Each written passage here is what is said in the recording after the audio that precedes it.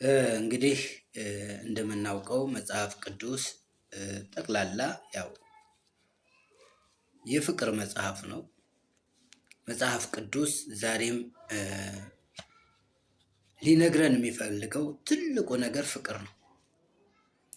ስለዚህ ኢየሱስ ክርስቶስም እግዚአብሔርም ስለ ፍቅር ለዓለም የገዛ ልጁን ቤዛ አድርጎ የሰጠበትን ፍቅር ነው የምናወራው እና ፍቅር እጅግ አስፈላጊ ነው። በዘመናችን ደግሞ የጠፋው ትልቁ ነገር ቢኖር ፍቅር ነው።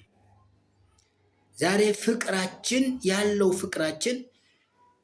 እንዲበዛና እንዲጨምር እንፈልጋለን።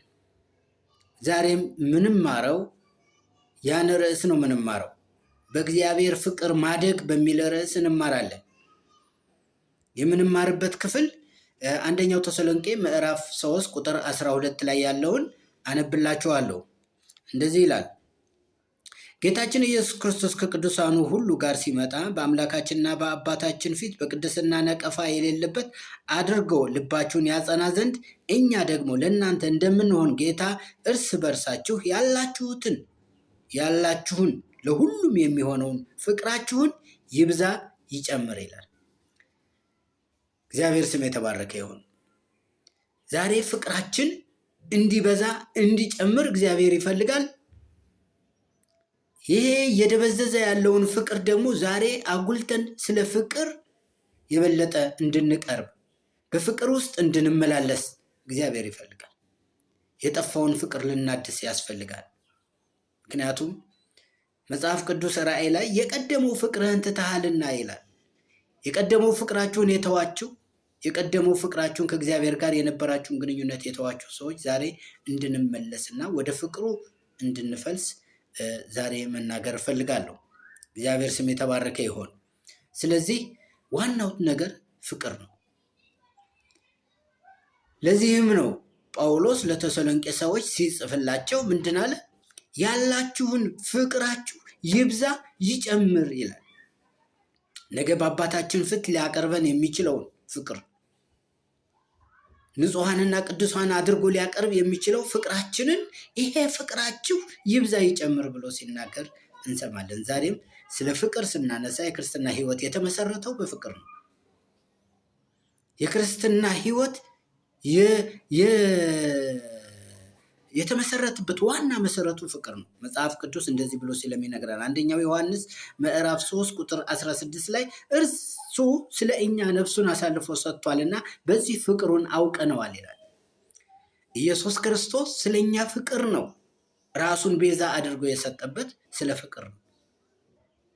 የገዛ ነፍሱን አሳልፎ የሰጠበት ስለ ፍቅር ነው።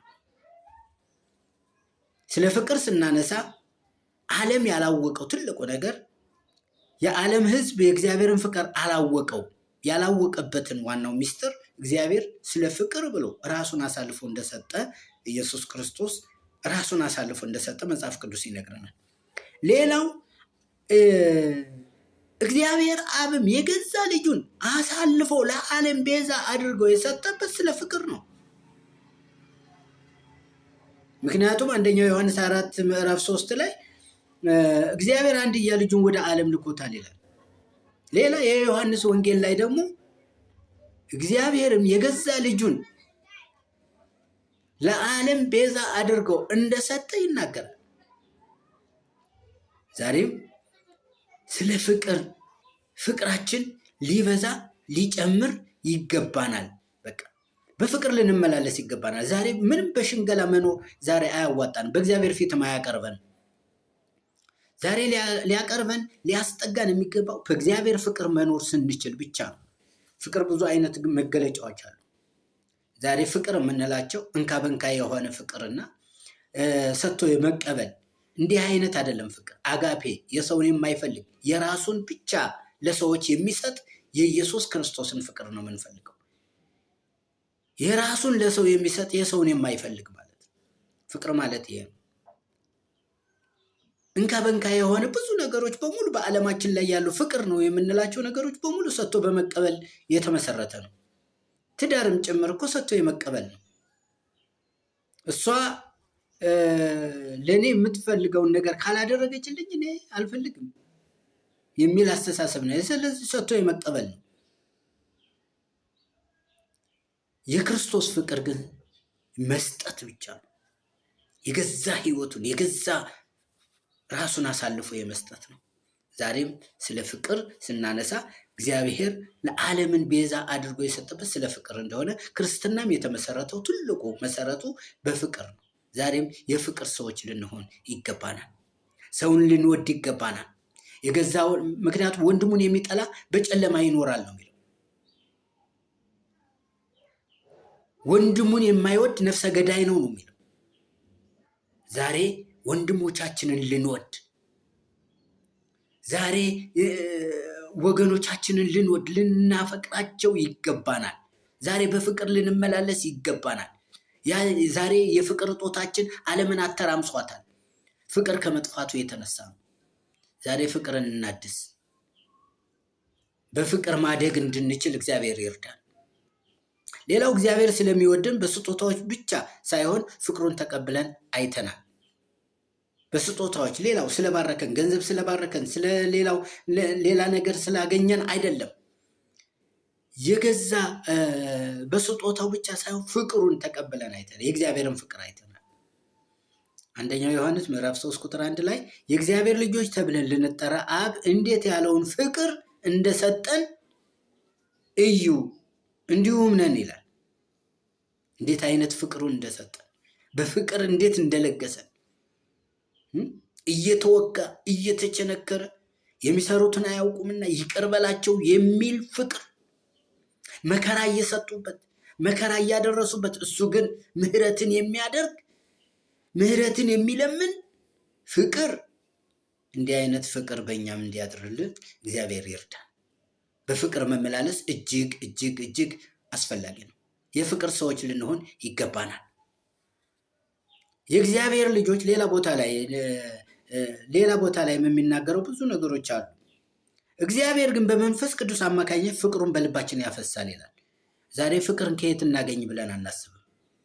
እንዴት ነው ልናገኝ፣ እንዴት ነው ልናውቀው የምንችለው፣ እንዴት ነው ፍቅር በእኔ ውስጥ ሊያድር የሚችለው ብለን መጨነቅ አያስፈልገንም። ምክንያቱም እግዚአብሔር በልባችን የእግዚአብሔርን ፍቅር በመንፈስ ቅዱስ አማካኝነት አፍሶልናል።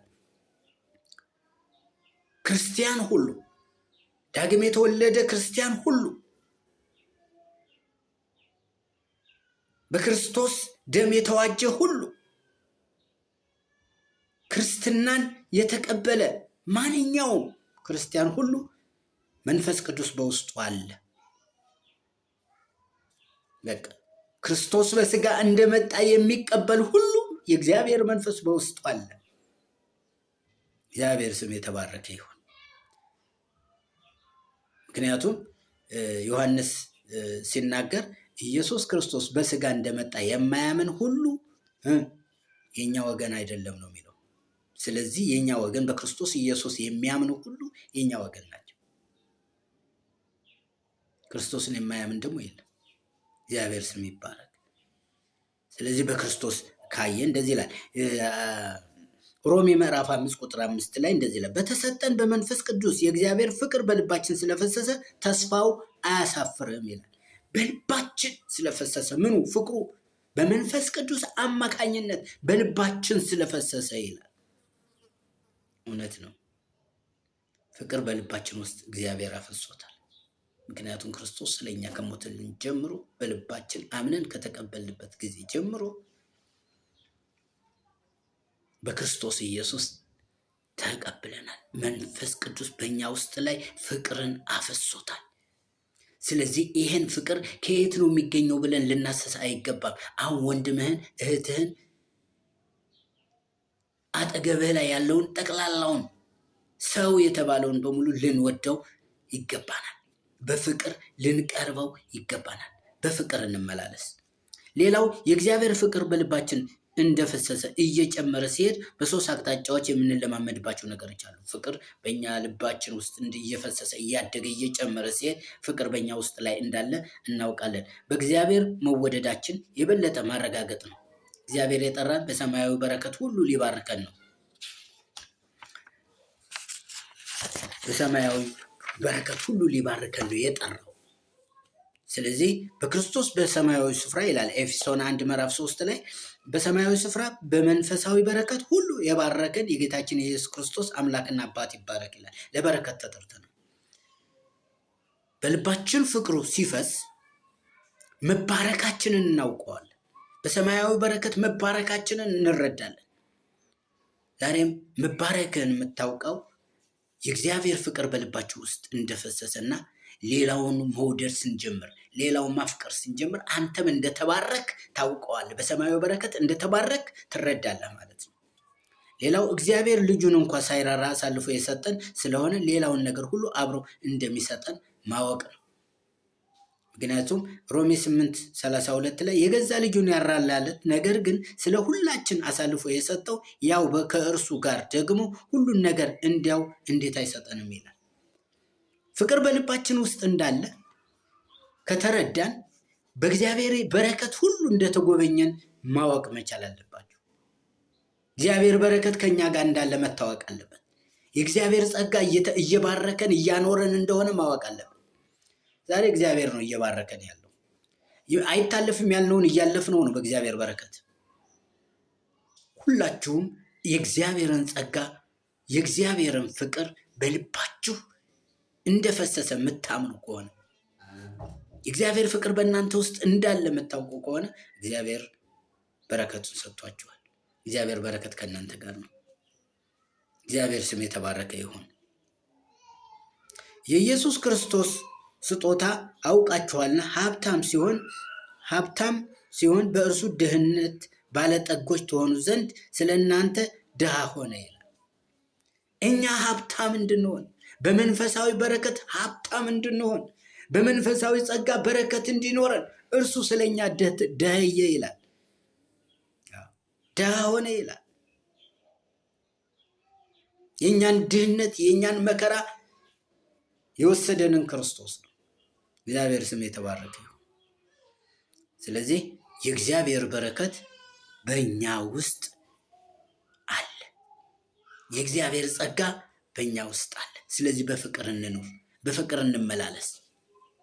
በፍቅር የሚኖር ሰው ከእግዚአብሔር ጋር ተስማምቶ የሚኖር ሰው ነው። የእግዚአብሔር በረከት ከእኛ ጋር መኖር የምናውቀው በፍቅራችን ነው። የክርስቶስ ደቀ መዝሙር መሆናችን የሚታወቀው በፍቅራችን ነው። በፍቅራችሁ መቀራረብ ስንችል ነው። ወንድም ወንድሙን ሲጠላ የሚጠላውን መውደድ ሲችል ነው። ጥላቱን መውደድ ሲችል ነው።